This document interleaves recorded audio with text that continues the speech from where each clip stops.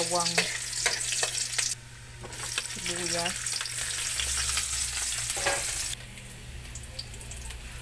Ang manok. Luto tayong apritadang manok mga kaating.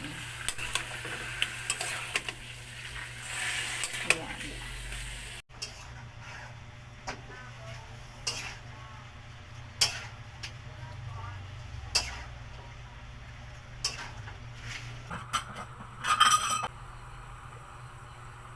Paminta, palaapos,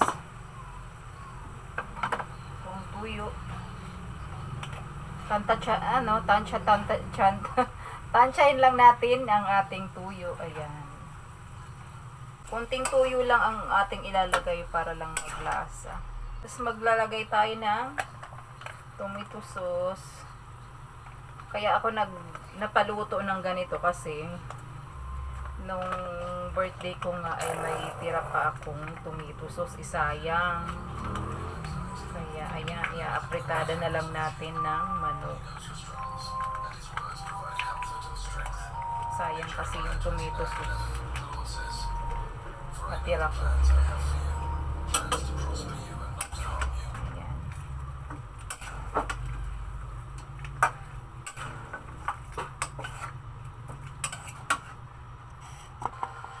Oyster sauce. Mali naman ako. Ayan. Tapos haluin lang na. Ooh.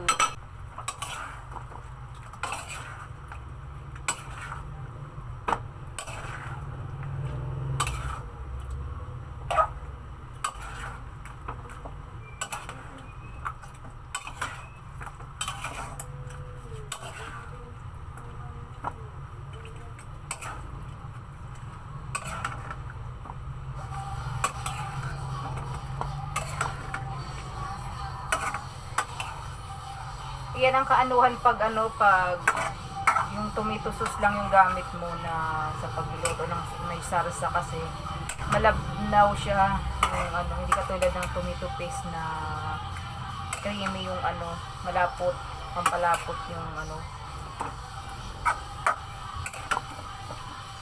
pan lang natin, balikan natin mamaya.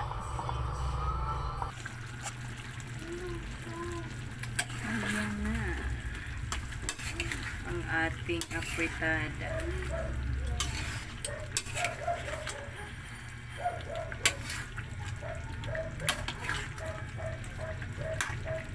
Okay. Lagay na natin ang gulay. Ayan.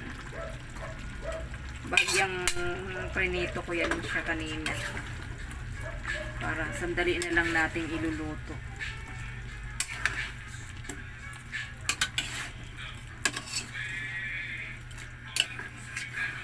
Ang dami pa rin ng sabaw. Hindi ko naman siya sinabawan kanina pero ang dami pa ng sabaw. Gusto ko yung mas konti yung sabaw. Paigain muna natin ang sabaw.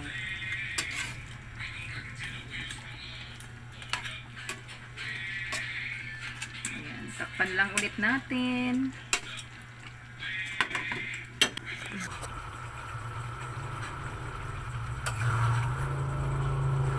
Halos luto na ito mga kaating na ating apritada.